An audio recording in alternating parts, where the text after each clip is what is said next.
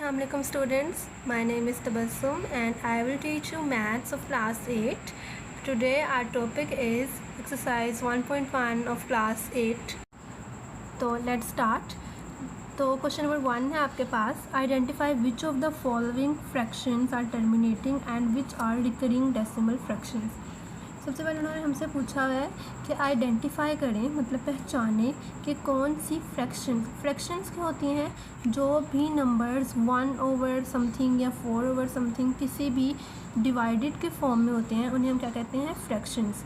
अब हमारे पास सारी फ्रैक्शंस गिवन है, हमने इनमें फाइंड करनी है कौन सी फ्रैक्शंस टर्मिनेटिंग है एंड कौन सी फ्रैक्शंस रिकरिंग डेसिमल फ्रैक्शंस हैं। तो फर्स्ट ऑफ ऑल आपको पता होना चाहिए कि टर्मिनेटिंग डेसिमल फ्रैक्शंस क्या होती हैं एंड रिकरिंग डेसिमल फ्रैक्शंस क्या होते हैं। अब मैं आपको बताती हूँ डेसिमल फ्रैक्शंस क्या होते हैं। डेसिमल फ्रैक्शंस का अगर हम डेसिमल फ्रैक्शंस का मीनिंग क्या है, सबसे पहले कि अगर कोई फ्रैक्शन है, जैसे कोई भी चीज़ इस तरह डिवाइडेड फॉर्म में है, तो अगर हमने इसको डिवाइड करेंगे तो इसका आंसर डेसिमल की फॉर्म में आएगा। What is decimal? Decimal is dot. For example हमारे पास कोई चीज़ आई है 4.798, तो what is this? Decimal value, क्योंकि इसमें क्या आ रहा है, डॉट आ रहा है, पॉइंट आ रहा है। ठीक है, तब हमें पता चल गया हमने दो तरह की डेसिमल फ्रैक्शंस बतानी है इसमें। One is terminating and the other one is recurring decimal fraction.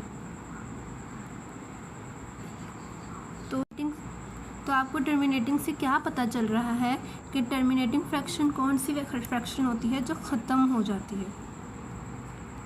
ख़त्म होने वाली फ्रैक्शन को हम क्या कहेंगे, टर्मिनेटिंग। टर्मिनेट का मतलब होता है ख़त्म हो जाना किसी चीज़ का। अगर कोई वैल्यू दी हुई है और अगर वो किसी पॉइंट पर जाके ख़त्म हो रही है तो हम उसे क्या कहेंगे, terminating decimal fraction. And recurring decimal fraction क्या होती है, री का मतलब क्या होता है आपको पता है, अगेन। तो रिकरिंग फ्रैक्शन क्या होगी, जो अगेन एंड अगेन आ रही है, जो बार बार एक ही वैल्यू आ रही है, अगेन वैल्यू। ठीक है, अगर बार बार सेम वैल्यू आ रही है तो हम इसे क्या कहेंगे, रिकरिंग डेसिमल फ्रैक्शन।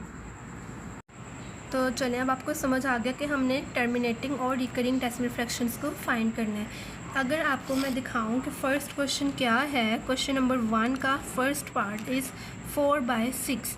अगर मैं इनको डिवाइड करूं तो अब मेरे पास जो है फ्रैक्शन आएगी, जो डेसिमल वैल्यू आएगी, हम देखेंगे वो टर्मिनेटिंग है या रिकरिंग है। तो अगर मैं डिवाइड करूं तो आपको पता है 4 लिखना है आपने, इस ओवर की जगह पे आपने डिवाइड का निशान लगाना है और 6 को आपने बाहर लिखना है। ये बात आपने याद रखनी है। कुछ बच्चे 6 को अंदर लिख देते हैं और 4 को बाहर लिख देते हैं, उससे आपका आंसर बिल्कुल रॉन्ग हो जाता है। ठीक है, तो आपको पता है हमने डिवाइड करना है, 0 पॉइंट लगाएंगे, 6 का टेबल 6 तक पढ़ेंगे तो 36 आएगा। 4 फिर से 0 लगा देंगे बिकॉज हमने पहले डेसिमल लगाया हुआ है, तो फिर से 36 आएगा, फिर से 4 आएगा, फिर से 6 लगा सकते हैं क्योंकि 36 आएगा। तो ये क्या है, वैल्यू आ रही है, ये वैल्यू है जो कि रिकरिंग है, जो कि ख़त्म नहीं हो रही। तो हमें पता चल जाएगा ये क्या है, recurring decimal fraction. Okay, so question number 1 का आपको आंसर पता चल गया, it is recurring decimal fraction. Then आपके पास इस क्वेश्चन का पार्ट 2 है, डैट इज़ 11/12। अगर मैं 11/12 को डिवाइड करूँ अब, तो मैं यहाँ पर पॉइंट लगा रही हूँ, 110 बन जाएगा।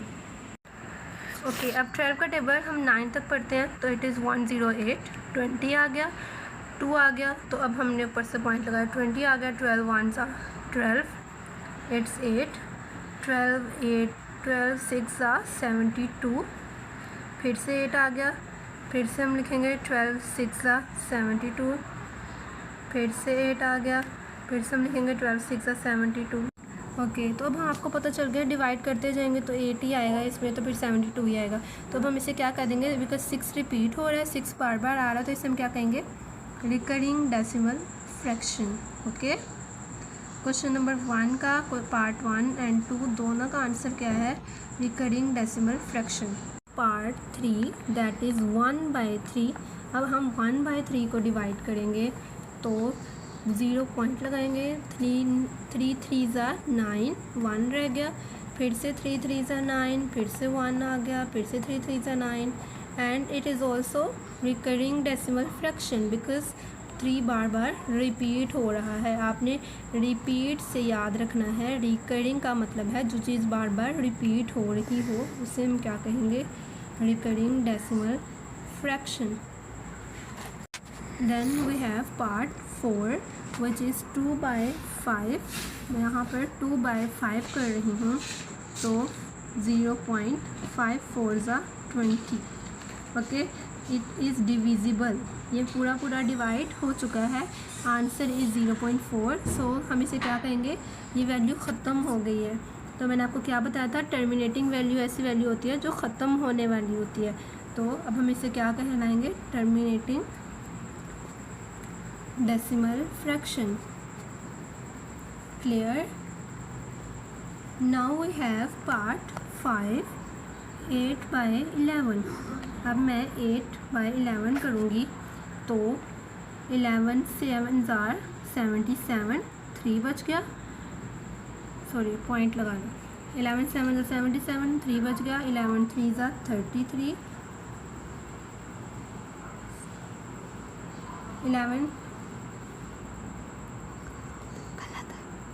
11 2s are 22. Then we have 8 left. 11 7s are 77. 3 बच गया. 11 2s are 22. फिर से हमारे पास 8 बच गया. फिर से 11 7s are 77. तो इसमें क्या आ रहा है, ये वैल्यू रिपीट हो रही है. That is recurring decimal fraction, because 72 72 72 ही आ रहा था आंसर. तो हम इसे क्या कहेंगे, recurring decimal fraction. Then we have part 6 which is 5 by 12. So मैं 5 यहाँ पर रख रही हूँ, 12 यहाँ पर आ रहा है. 0.12 4s are 48. ठीक है, यहाँ पर 2 आ गया. 12 1s are 12. यहाँ पर 8 आ गया. 12 6s are 72. यहाँ पे फिर से 8 आ गया. 12 6s are 72. फिर से 8 विच इज़ रिकरिंग. यहाँ पे क्या है, 6 बार बार रिपीट होगा, बिकॉज 80 और 72 ही आएगा. तो हम इसको क्या कहेंगे, रिकरिंग डेसिमल फ्रैक्शन.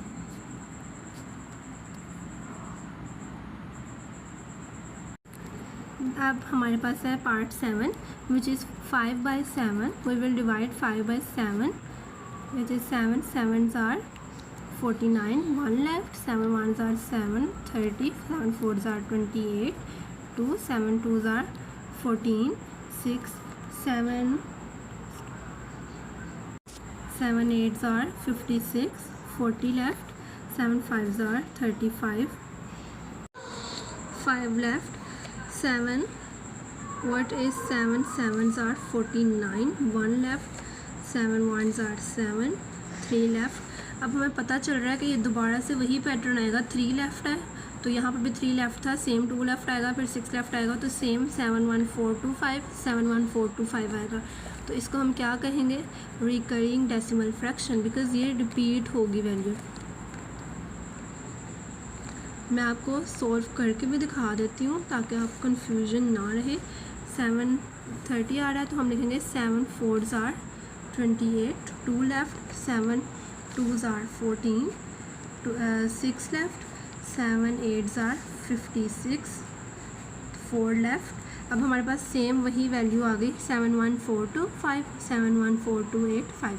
ठीक है, तो हमें पता चल जाता है क्या है रिकरिंग डेसिमल फ्रैक्शन. आपने बिल्कुल 2-4 वैल्यूज़ निकाल के छोड़ नहीं देना. आपने इसको पूरा डिवाइड करते हुए देखना है. कभी ना कभी दूर दूर भी वैल्यूज़ आकर रिकरिंग हो सकती हैं. Okay, next is question number 8. That is 6 by 10. 6 by 10, तो 0 पॉइंट लगाया. 10 6 are 60. ये तो पूरा डिवाइड हो गया, वैल्यू भी ख़त्म हो गया. तो it is terminating decimal fraction. ठीक है, next is part number 9. 16 by 20. 16 20 0 point लगाया. यहाँ पर 160 आ गया, तो 228s are 160.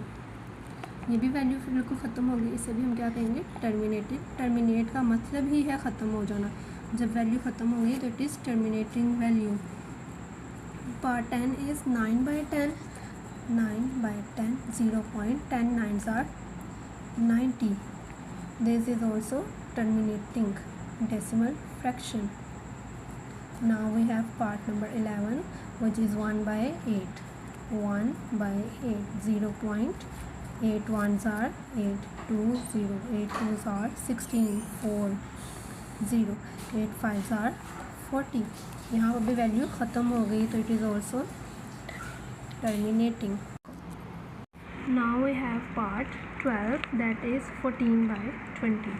ठीक है, सो 14/20 इज़ 14 and 20. ठीक है, 0.0, 2 7s are 140. ठीक है, तो ये क्या है, वैल्यू ख़त्म हो चुकी, तो हम इसको क्या कहेंगे, टर्मिनेटिंग वैल्यू. ठीक है, अब तो बहुत सिंपल आपको लगेगा बिकॉज एक दफ़ा बेसिक्स बन चुके हैं, तो अब तो बिल्कुल भी डिफ़िकल्ट नहीं रहा. 2/3 दैट इज़ 2/3.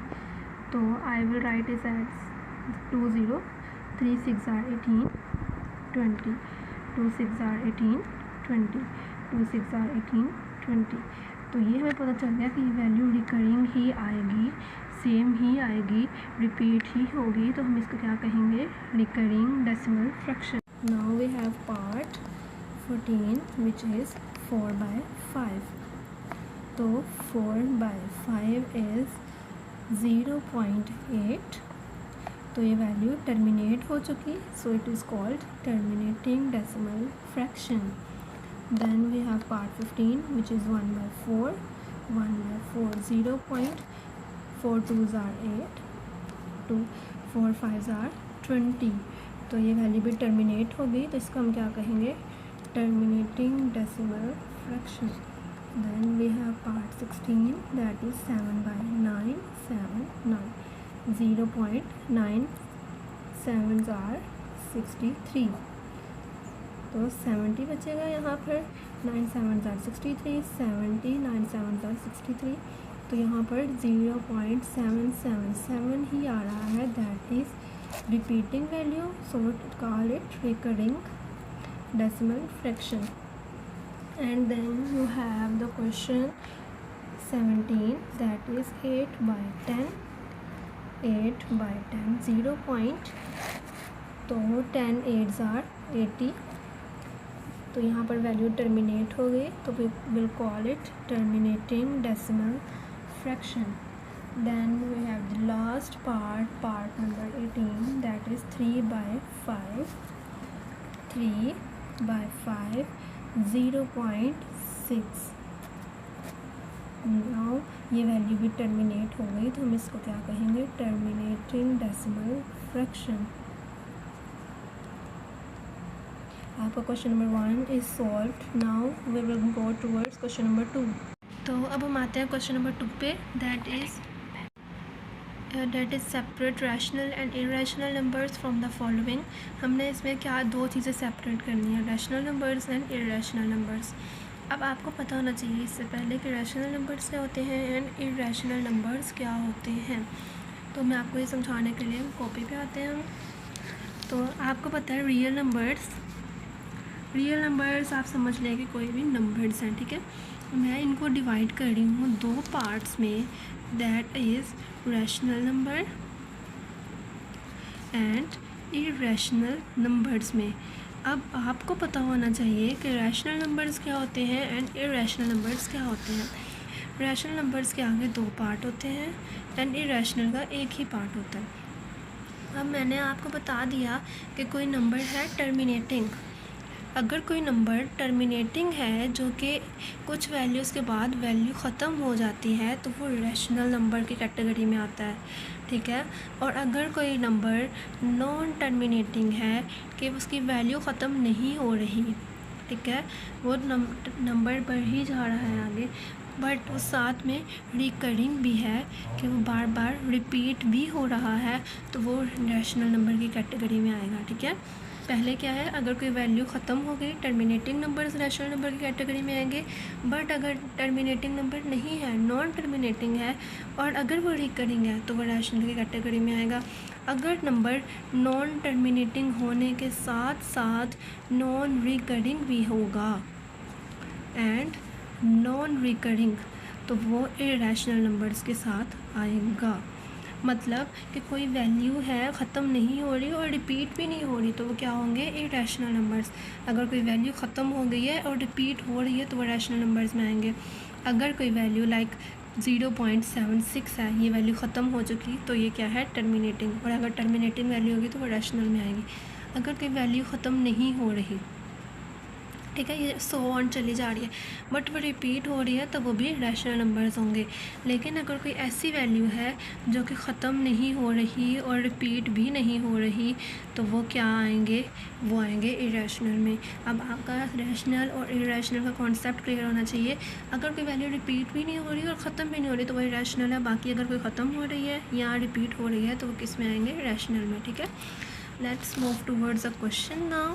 अब हमें पता है हमने पार्ट 2 करना है, तो उसमें फ़र्स्ट क्वेश्चन इज़ √5। अब √5 है। अब अगर आप इसका अंडर रूट निकालेंगे ना तो ये कोई परफेक्ट स्क्वायर नहीं आएगा। परफेक्ट स्क्वायर क्या होता है, मैं आपको पहले परफेक्ट स्क्वायर क्लियर कर देती हूँ। अगर मेरे पास 49 लिखा हुआ है, ठीक है, तो अगर मैं 49 का एलसीएम लूँ तो 7 पर जाएगा, 7 1 ज़ार 7, तो ये क्या हो जाएगा, 7 का स्क्वायर। मैं 49 की जगह पे लिख दूँगी 7 का स्क्वायर। ठीक है, और मैं स्क्वायर को स्क्वायर रूट से कैंसिल कर दूँगी तो ये 7 आ जाएगा बस। अगर कोई वैल्यू 7 है जो कि एक रियल नंबर है, जो कि एक टर्मिनेटिंग नंबर है, अगर ये टर्मिनेटिंग नंबर आएगा इसको सॉल्व करके, तो ये क्या होगी, ये होगी रैशनल नंबर। बट अगर मैं √5 को सॉल्व करूँ तो ये सब परफेक्ट स्क्वायर नहीं आएगा, जिसकी वजह से ये non terminating and non recurring value आएगी। तो इसीलिए मैं इसको कह सकती हूँ कि ये इरेशनल नंबर है। ठीक है, आप इसको कैलकुलेट करके भी देख लीजिएगा, इसकी वैल्यू ना ही रिपीट होगी और रिपीट भी नहीं होगी और ख़त्म भी नहीं होगी, तो हमें पता चल जाएगा ये इरेशनल नंबर है। Then we have part 2 of this 1/7। अब मैं 1 को 7 से डिवाइड कर रही हूँ, दैट इज़ 7 1 ज़ार 7, 3 रिमेनिंग, 7 4 ज़ार 28, 2 रिमेनिंग, 7 2 ज़ार 14, 6 remaining, 7 8 are 56, 40 remaining, 7 5 are 35। अगर आपको याद आ रहा हो तो ये वही क्वेश्चन है जो हमने पहले सॉल्व किया हुआ है। 35 से 5 रह जाएगा तो हम लिख देंगे 7 7 are 49, 1 remaining, 7 1 are 7, 3 remaining, 7 4 are 28, 2 remaining, 7 2 are 14, 6 remaining. तो आपको पता चल रहा होगा ये पैटर्न 142 आना स्टार्ट हो गया, तो ये वैल्यू क्या है जो रिपीट होगी। ठीक है, ये रिकरिंग वैल्यू है। ठीक है, नॉन टर्मिनेटिंग और रिकरिंग वैल्यू है, तो हम इसको क्या कहेंगे, ये क्या है, रैशनल। क्योंकि हमने रैशनल को देखा था, अगर नॉन टर्मिनेटिंग और रिकरिंग वैल्यू आएगी तो वो रैशनल नंबर होंगे। तो हमारे पास नॉन टर्मिनेटिंग वैल्यू आ रही है बट क्या है, ये रिकरिंग है, तो हम इससे कह रहे हैं ये रैशनल नंबर है। 3 दैट इज़ 2.152, ये तो पहले ही सॉल्व दिया हुआ है। अब आपको क्या देख के पता चल रहा है ये वैल्यू क्या है, ये वैल्यू है terminating. Okay, so this is a terminating value. तो अगर कोई वैल्यू टर्मिनेटिंग है तो हमने उसको किस कैटेगरी में रखा हुआ था, रैशनल की कैटेगरी में। तो this is a rational number. Okay, now we have part 4 of this 0.81 82 81 82 81 82 and so on. What is this? This is a non terminating value. Okay, non terminating है बट हमने इसके साथ एक और क्या चीज़ देखनी होती है कि रिकरिंग है या नहीं। तो मैं क्या देख रही हूँ कि ये तो रिकरिंग वैल्यू है जो कि बार बार रिपीट कर रही है, तो मैं लिखूँगी इट इज़ अ। तो मैंने इन दोनों को किस कैटेगरी में रखा हुआ था, non terminating and recurring value को मैंने रैशनल की कैटेगरी में रखा हुआ है। So this is are rational number. Okay, hope so आपके कॉन्सेप्ट क्लियर हो रहे होंगे, साथ साथ रट्टा नहीं होगा। Part 5 is 2.751, that is a terminating value. आपको फ़ौरन माइंड में आना चाहिए कि ये तो एक टर्मिनेटिंग वैल्यू है। अगर कोई वैल्यू टर्मिनेटिंग होगी तो क्या होती है, rational value. Okay, now we have part 6 of this which is 22/7। मैं 22/7 को डिवाइड करके देखती हूँ कि मान लेती हूँ कि मेरे पास कैलकुलेटर नहीं है। ठीक है, तो मैं 22/7 को डिवाइड कर रही हूँ। 7 3 are 21, यहाँ पर मेरे पास बच जाएगा 1 लेफ्ट।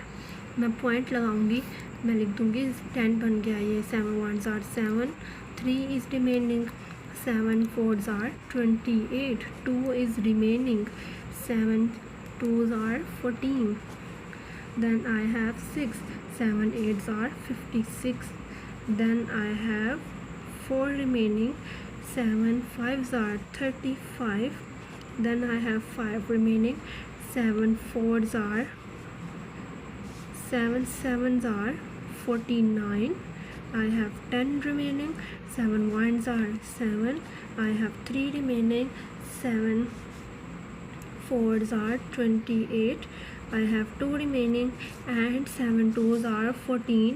तो मैं क्या देख रही हूँ कि यहाँ पर तो फिर से वो पैटर्न रिपीट होने लग गया, 1 4 2 1 4 2 है। ये टर्मिनेटिंग वैल्यू नहीं है, मैं इसे कहलाऊँगी नॉन टर्मिनेटिंग वैल्यू, जो कि ख़त्म नहीं हो रही, बट क्या हो रही है, रिपीट हो रही है। तो मैं इसको कहूँगी ये है रिकरिंग वैल्यू।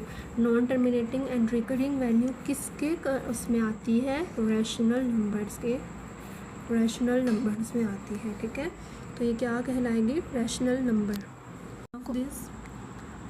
ओके, अब हम पार्ट 7 सॉल्व करते हैं।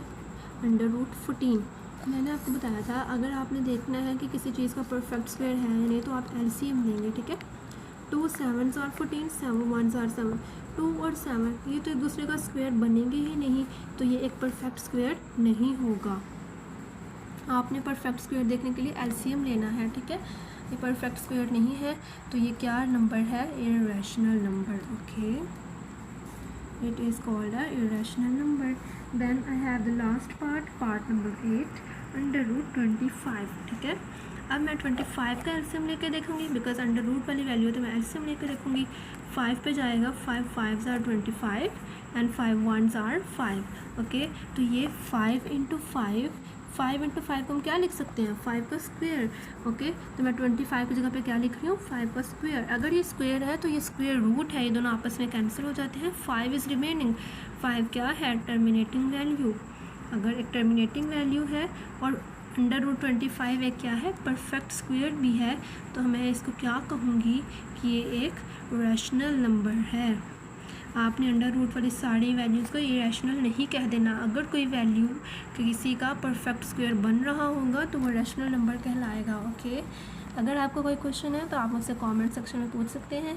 And please subscribe to our channel so that हमें मोटिवेशन मिले और हम आपके लिए मज़ीद क्वेश्चंस ईजी करके पेश करते रहें।